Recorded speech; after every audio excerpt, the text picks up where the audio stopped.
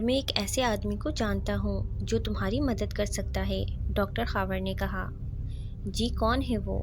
اسد نے پوچھا۔ صوفی احمد، ڈاکٹر خاور نے جواب دیا، جس بزرگ نے روحی کو تابوت میں قید کیا تھا۔ صوفی احمد ان کی ہی اولادوں میں سے ہے۔ بہت بڑے بزرگ ہیں، میں ان سے بات کر کے دیکھتا ہوں، ڈاکٹر خاور نے جواب دیا۔ بہت شکریہ آپ کا، اسد نے کہا۔ اب ان کے چہرے پر امید کی کرن نظر آ رہی تھی۔ ڈاکٹر خاور ڈرائنگ روم سے دوسرے کمرے میں چلے گئے اور تھوڑی دیر بعد واپس آ گئے۔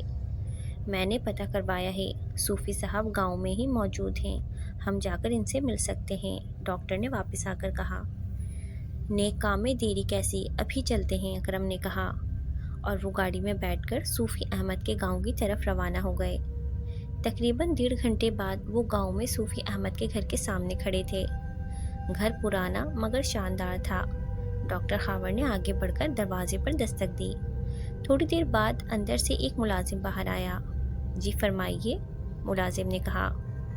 میں ڈاکٹر خاور ہوں اور ہمیں صوفی احمد سے ملنا ہے۔ میری ان سے بات ہو چکی ہے، ڈاکٹر نے کہا۔ آپ کی آمد کی اطلاع مل گئی تھی مجھے، ملازم نے کہا اور انہیں اندر لے گیا اور ڈرائنگ روم میں بٹھا دیا۔ صاحب جی ابھی آ رہے ہیں، ملازم نے کہا اور انہیں جوس پیش کیا۔ تھوڑی دیر بعد صوفی احمد کمرے میں داخل ہوئے۔ صوفی احمد ایک پرنور اور باروب شخصیت کے مالک تھے۔ انہیں آتا دیکھ کر ڈاکٹر خاور اور وہ دونوں کھڑے ہو گئے۔ تشریف رکھیے، صوفی احمد نے کہا اور خود ان کے سامنے بیٹھ گئے۔ آپ کا بہت شکریہ، آپ نے ہمیں ملاقات کا شرف بخشا، ڈاکٹر نے کہا۔ ڈاکٹر صاحب یہ تو آپ مجھے شرمندہ کر رہے ہیں، صوفی احمد نے پیار سے کہا۔ اس کے بعد ڈاکٹر خاور نے صوفی احمد سے اسد اور اکرم کو تعارف کروایا اور اس کے بعد روحی کے بارے میں سارا کچھ بتایا۔ یہ سب تو بہت برا ہوا، صوفی احمد نے افسوس سے کہا۔ جی مگر ہم اب اپنی اس غلطی کو ٹھیک کرنا چاہتے ہیں اور اس کے لیے آپ کی مدد کی ضرورت ہے، اکرم بولا۔ یہ سب اتنا آسان نہیں ہوگا، اس میں ہم میں سے کسی کی جان بھی جا سکتی ہے، صوفی احمد نے کہا۔ ہمیں اس بات کا اندازہ ہے، مگر دوسروں کی جان بچانے کے لیے اگر ہماری جان بھی چلی جائے تو خوشی خوشی مرنا پسند کروں گا، اکرم نے جوشیلے انداز میں کہا۔ بس اسی جوش اور جذبے کی ضرورت ہے ہمیں، صوفی احمد نے کہا۔ وہ تابوت کیا ابھی بھی وہیں موجود ہے؟ صوفی احمد نے پوچھا۔ جی وہ تابوت ابھی بھی ان کھنڈرات میں ہی موجود ہے، اکرم نے جواب دیا۔ ٹھیک ہے، ہم کل شام کو ان کھنڈرات میں جائیں گے، اگر اللہ نے چاہا تو اس ڈائن کو پھر دوبارہ وہیں دفن کر دیں گے، صوفی احمد نے پر امید لہجے میں کہا۔ ڈاکٹر خاور نے پھر صوفی احمد کا شکریہ ادا کیا اور جانے کی اجازت مانگی۔ ساحل اور سرمد فجر اور ثانیہ جنگل میں ایک طرف کو بھاگی جا رہے تھے۔ کافی دیر بھاگنے کے بعد وہ سب تھک چکے تھے۔ جنگل میں دور دور تک کوئی نظر نہیں آ رہا تھا، صرف جانوروں کی آوازیں آ رہی تھیں۔ اچانک ساحل کو دور جنگل میں ایک کھنڈر سا نظر آیا۔ وہ دیکھو وہاں کچھ ہے، ہمیں وہاں جانا چاہیے، شاید ہمیں وہاں مدد مل جائے، ساحل نے اس کھنڈر کی طرف اشارہ کرتے ہوئے کہا۔ ہاں چلو ادھر، سرمد نے کہا۔ اس کی سانس پھولی ہوئی تھی۔ میں ایک قدم بھی نہیں چل سکتی، فجر نے کہا۔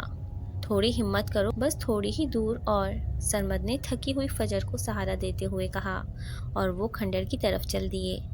کھنڈر کے پاس پہنچتے ہی انہیں اپنے پیچھے سے چیخنے کی آوازیں آنے لگیں، جیسے کافی عورتیں مل کر بین کر رہی ہوں۔ وہ جلدی سے بھاگ کر کھنڈر میں چلے گئے۔ کھنڈر میں معلوم ہوتا تھا جیسے ابھی کھدائی کا کام ہوا ہو۔ ساحل نے آگے بڑھ کر سارے کھنڈر کو دیکھا کہ شاید کوئی مدد کے لیے مل جائے، مگر کھنڈر بالکل ویران تھا، وہاں صرف چوہے، کیڑے اور چمگادڑیں تھیں۔ یہاں تو کوئی نظر نہیں آ رہا، ساحل نے کہا۔ میرے پاس موبائل فون ہے، ہمیں اپنی مدد کے لیے کسی کو بلانا چاہیے، فجر نے کہا۔ مجھے تو اس بات کا خیال ہی نہیں رہا، ہاں پولیس کو کال ملاؤ تم جلدی، ساحل نے کہا۔ فجر نے اپنا موبائل نکالا اور کال کرنی شروع کر دی۔ یہاں سگنل نہیں آ رہے، فجر نے افسوس سے کہا۔ بار بار کوشش کرو، ساحل نے کہا۔ ہاں کر رہی ہوں، فجر نے کہا۔ اچانک ہر طرف دھواں پھیلنا شروع ہو گیا، وہ گھبرا گئے، دھواں اس ڈائن کی آمد کی نشانی تھی۔ دور انہیں ایک عورت کا سایہ نظر آنے لگا، وہ سایہ آہستہ آہستہ ان کی طرف بڑھ رہا تھا۔ کون ہو تم اور کیا چاہتی ہو ہم سے؟ ثانیہ نے چیختے ہوئے کہا۔ جواب میں انہیں بلند ہنسی کی آواز سنائی دی۔ ہمیں یہاں سے بھاگنا چاہیے، سرمد نے کہا اور کھنڈروں سے باہر جانے والے راستے کی طرف بھاگا، مگر اپنے سامنے زمین پر سینکڑوں سانپ دیکھ کر رک گیا۔ خوف کی ایک لہر اس کی ریڑھ کی ہڈی میں سرایت کر گئی۔ لڑکیوں نے پھر رونا شروع کر دیا۔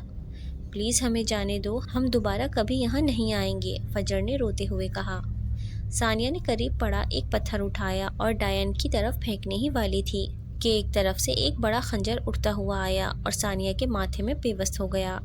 ثانیہ کی آنکھیں کھلی کی کھلی رہ گئیں اور اس نے ایک ہچکی لی اور نیچے گر کر ساکت ہو گئی۔ وہ تینوں بھاگ کر ثانیہ کے پاس گئے، مگر اب ثانیہ ان میں نہیں رہی تھی۔ انہوں نے اونچی اونچی آواز میں رونا شروع کر دیا۔ ڈائن کے کہکہوں کی آواز انہیں واضح سنائی دے رہی تھی۔ ساحل نے ثانیہ کی دہشت سے کھلی آنکھوں کو بند کیا۔ وہ سب بے بس تھے، کچھ نہیں کر سکتے تھے۔ وہ جانتے تھے کہ ثانیہ کے بعد اب ان کی باری ہے۔ ڈائن آہستہ آہستہ اب ان کی طرف بڑھ رہی تھی۔ ساحل نے اپنے ہاتھ دعا کے لیے اٹھا دیے تھے۔ صرف اللہ کی ذات ہی تھی جو انہیں بچا سکتی تھی۔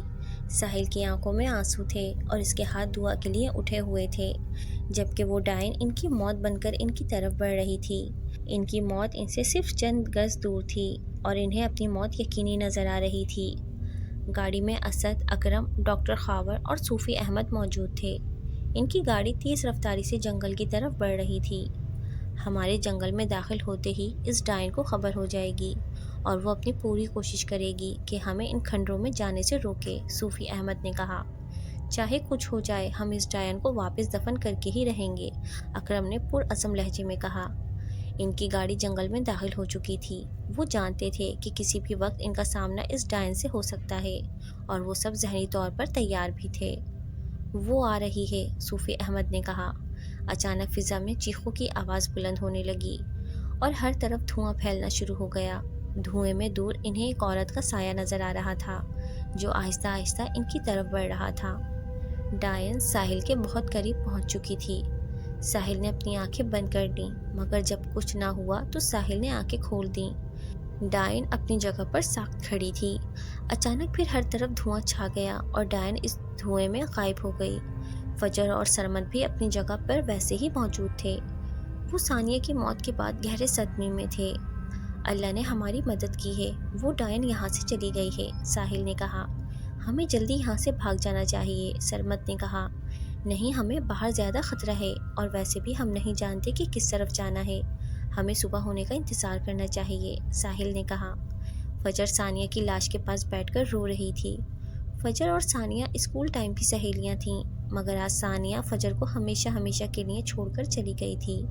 ساحل اور سرمد نے فجر کو حوصلہ دیا۔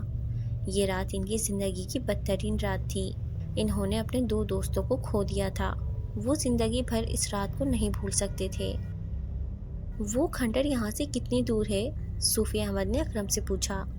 آگے پیدل راستہ ہے، 20-25 منٹ کا، اکرم نے جواب دیا۔ ٹھیک ہے، سب گاڑی سے اترو اور ہاں، تم سب اس تعویذ کو اپنے کپڑوں کی جیب میں ڈال لو، اس سے تم سب شیطانی اثرات سے محفوظ رہو گے، صوفی احمد نے ان سب کی طرف ایک تعویذ بڑھاتے ہوئے کہا۔ ان سب نے اس تعویذ کو اپنے کپڑوں کی جیب میں ڈال لیا اور گاڑی سے نکل آئے۔ دھواں ابھی بھی پھیلا ہوا تھا اور اس عورت کا سایہ ان کی طرف آہستہ آہستہ بڑھ رہا تھا۔ صوفی احمد کے ہاتھ میں ایک کپڑے کی تھیلی تھی جس میں کچھ سامان تھا۔ اچانک وہ سایہ کچھ فاصلے پر رک گیا۔ تم وہی ہو؟ میں تمہیں سونگھ سکتی ہوں، تم بالکل وہی ہو، اس ڈائن نے صوفی احمد کی طرف دیکھ کر چلاتے ہوئے کہا۔ ہاں، میں وہی ہوں اور پھر سے تمہیں دفن کرنے آیا ہوں، صوفی احمد نے گرجتی ہوئی آواز میں کہا۔ نہیں، میں ایسا نہیں ہونے دوں گی، میں دوبارہ قید نہیں ہوں گی، کبھی نہیں، کبھی نہیں، ڈائن پھنکار رہی تھی۔ آسمان پر بادل جمع ہونے شروع ہو گئے تھے، تیز ہوا چلنا شروع ہو گئی تھی اور آسمانی بجلی گرج رہی تھی۔ ڈائن نے اپنا ہاتھ آسمان کی طرف کیا تو زمین سے پتھر اٹھ کر ہوا میں اڑنے لگے۔ پھر اس نے اپنا ہاتھ صوفی احمد اور اس کے ساتھیوں کی طرف کر دیا۔ وہ پتھر تیزی سے ان کی طرف بڑھنے لگے، مگر صوفی احمد نے منہ میں کچھ پڑھ کر سامنے پھونک ماری تو وہ پتھر ہوا میں ہی رک گئے۔ صوفی احمد نے اپنا پاؤں زور سے زمین پر مارا تو وہ پتھر دوبارہ زمین پر گر گئے۔ صوفی احمد نے اپنے تھیلے سے ایک پانی کی چھوٹی سی بوتل نکالی اور اس کے چھینٹے ڈائن کی طرف گرائے۔ ڈائن چیخنے لگی اور غائب ہو گئی۔ اب ہمیں جلد سے جلد ان کھنڈروں میں جانا ہوگا، اس سے ہماری طاقت کا اندازہ ہو گیا ہے۔ اب وہ سامنے نہیں آئے گی بلکہ چھپ کر وار کرے گی، صوفی احمد نے کہا۔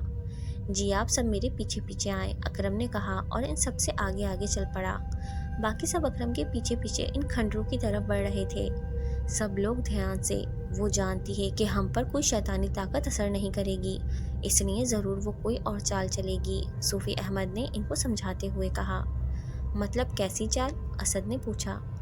وہ کسی طرح ہم پر اصلی جانوروں سے حملہ کروا سکتی ہے، انہیں ہمارے تعویذ نہیں روک سکتے، صوفی احمد نے کہا۔ جی ہم سمجھ گئے، اسد نے سمجھ جانے والے انداز میں کہا۔ اچانک ایک طرف سے مکھیوں کا جھنڈ آیا اور سب سے آگے موجود اکرم کے کپڑوں میں گھس گیا۔ اکرم نے چلانا شروع کر دیا اور جلدی جلدی اپنی قمیض اتار کر ایک طرف رکھ دی۔ یہ سب اتنی جلدی ہوا کہ باقی سب کچھ سمجھ نہ پائے۔ تعویذ قمیص کی جیب میں تھا۔ جیسے ہی وہ تعویذ اکرم سے دور ہوا، ایک تیز روشنی اکرم کے جسم میں گھس گئی۔ اکرم کے کانوں اور ناک سے خون نکلنا شروع ہو گیا۔ اکرم وہاں سے بھاگا اور ایک قریبی درخت سے اپنا سر ٹکرانے لگا۔ اکرم کا پورا چہرہ خون سے بھر گیا۔ اکرم نے ایک دفعہ پھر اپنی پوری طاقت سے اپنا سر درخت سے ٹکرایا اور ڈھیر ہو گیا۔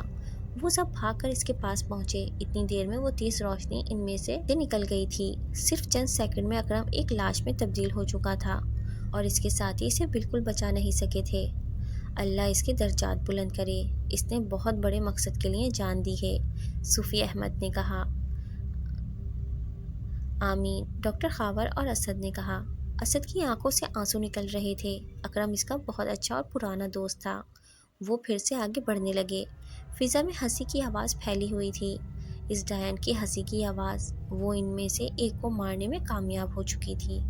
اب اکرم کی جگہ اسد نے سنبھال لی تھی اور وہ سب سے آگے چل کر انہیں کھنڈروں کی طرف لے جا رہا تھا۔ انہیں ہر طرف سے مختلف قسم کی آوازیں آ رہی تھیں، کبھی بچوں کے رونے کی، کبھی ہنسنے کی، مگر وہ ان آوازوں کو نظر انداز کر کے آگے بڑھتے جا رہے تھے۔ اچانک انہیں سامنے سانپ نظر آنے لگے۔ سانپ تعداد میں کافی زیادہ تھے۔ ان سانپوں کو دیکھ کر اسد اپنی جگہ پر رک گیا۔ کچھ نہیں ہے، یہ صرف نظروں کا دھوکہ ہے، تم آیت الکرسی پڑھتے ہوئے گزر جاؤ، کچھ نہیں ہوگا، صوفی احمد بولے۔ اسد نے آیت الکرسی پڑھنی شروع کر دی اور ڈرتے ڈرتے آگے بڑھنے لگا۔ وہ جیسے ہی آگے بڑھتا، سانپ پیچھے ہوتے رہتے۔ یہ دیکھ کر اسد کا حوصلہ بڑھ گیا۔ اب وہ بنا خوف کے آگے بڑھ رہا تھا۔ اچانک سارے سانپ غائب ہو گئے۔ وہ سب تیزی سے کھنڈروں کی طرف بڑھ رہے تھے۔ وہ جانتے تھے کہ ڈائن کی پوری کوشش ہوگی کہ یہ سب کھنڈروں میں نہ پہنچ سکیں۔ اب سامنے کھنڈر نظر آ رہے تھے۔ تم دونوں میرے پیچھے رہو، صوفی احمد نے کہا اور خود سب سے آگے آ گئے۔ اچانک ان کے راستے میں آگ لگ گئی۔ صوفی احمد نے اپنے تھیلے سے پھر پانی کی بوتل نکالی اور اس آگ پر پھینک دی۔ آگ 1 منٹ میں ختم ہو گئی۔ صوفی احمد جلدی جلدی چلتے ہوئے کھنڈر میں داخل ہو گئے۔ کھنڈر میں ایک طرف 2 لڑکے اور ایک لڑکی بیٹھے ہوئے تھے، جبکہ ان کے پاس ایک لڑکی کی لاش بھی پڑی ہوئی تھی۔ ہماری مدد کرو، ہمیں وہ مار دے گی، ایک لڑکا بولا۔ ڈرو مت، کسی کو کچھ نہیں ہوگا، صوفی احمد بولے۔ آپ کون ہیں؟ لڑکے نے پوچھا۔ ہم تمہاری مدد کے لیے اور اس ڈائن کو اس کے انجام تک پہنچانے کے لیے آئے ہیں، صوفی احمد بولے۔ اسد اور ڈاکٹر خاور بھی ساتھ ہی اندر آ گئے تھے۔ وہ تابوت کہاں ہے؟ صوفی احمد نے اسد سے پوچھا، تو اسد نے دور ایک کونے میں پڑے تابوت کی طرف اشارہ کیا۔ صوفی احمد نے ان لڑکوں اور لڑکی کو بھی ایک ایک تعویذ دے دیا۔ صوفی احمد نے اپنے تھیلے سے ایک چاک نکالا اور زمین پر ایک دائرہ لگا دیا۔ تم سب اس دائرے میں آ جاؤ، میں اس ڈائن کو یہاں بلانے والا ہوں، چاہے کچھ ہو جائے تم میں سے کوئی اس دائرے سے باہر نہیں آئے گا، میں دوبارہ کہہ رہا ہوں، چاہے کچھ ہو جائے، صوفی احمد نے کہا۔ تو وہ سب اس دائرے میں آ گئے۔ صوفی احمد نے اونچی اونچی زبان میں کچھ پڑھنا شروع کر دیا۔ اچانک ہر طرف دھواں پھیل گیا اور عورت کا ایک سایہ نظر آنے لگا جو آہستہ آہستہ ان کی طرف بڑھ رہا تھا۔ چلے جاؤ یہاں سے، ڈائن نے چیختے ہوئے کہا۔ یہاں سے تم جاؤ گی اور وہ بھی ہمیشہ ہمیشہ کے لیے، صوفی احمد نے کہا اور کچھ پڑھ کر اس ڈائن پر پھونک ماری۔ ڈائن چیخنے لگی، زمین نے بھی کانپنا شروع کر دیا جیسے کہ زلزلہ آ رہا ہو۔ ڈائن کے جسم کو آگ لگ گئی تھی۔ صوفی احمد آگے بڑھے اور اس ڈائن کو بالوں سے پکڑ لیا، مگر وہ ڈائن اسی وقت غائب ہو گئی۔ باقی سب اس دائرے میں موجود تھے۔ صوفی احمد نے دوبارہ منہ میں کچھ پڑھنا شروع کر دیا اور اپنی انگلی چاروں طرف گھمانی شروع کر دی۔ اچانک ایک طرف آگ کا شعلہ بھڑک اٹھا اور ڈائن نظر آنے لگی۔ آگ اس کے جسم کو لگی ہوئی تھی، وہ بری طرح چیخ رہی تھی۔ صوفی احمد نے اسے بالوں سے پکڑا اور گھسیٹ کر اس تابوت میں پھینک دیا اور اوپر سے تابوت بند کر دیا۔ تابوت بند ہوتے ہی ہر طرف خاموشی چھا گئی اور زمین ہلنا بھی بند ہو گئی۔ صوفی احمد نے ابھی بھی تابوت پر ہاتھ رکھا ہوا تھا اور کچھ پڑھ پڑھ کر پھونک رہے تھے۔ اب تم سب دائرے سے باہر آ سکتے ہو، وہ ڈائن دوبارہ قید ہو چکی ہے، صوفی احمد نے مسکراتے ہوئے کہا۔ یا خدا تیرا لاکھ لاکھ شکر ہے، اسد نے کہا۔ اب اس تابوت کو گہرائی میں دفن کروانا تمہاری ذمہ داری ہے، صوفی احمد نے اسد سے کہا۔ جی میں سمجھ گیا، اسد نے ادب سے جواب دیا۔ ساحل، فجر اور سرمد اپنی جگہ گمسم کھڑے تھے۔ ڈاکٹر خاور نے انہیں سب کچھ بتایا۔ اسد نے وہاں اپنی ٹیم کو بلوا لیا اور اس تابوت کو واپس انتہائی گہرائی میں گاڑ دیا۔ ڈاکٹر خاور اور صوفی احمد بھی واپس چلے گئے۔ ساحل، فجر اور سرمد بھی واپس جا رہے تھے، مگر واپسی پر ان کے ساتھ ان کے 2 دوستوں کی لاشیں تھیں اور وہ یہ رات کبھی نہیں بھول سکتے تھے، کبھی بھی نہیں۔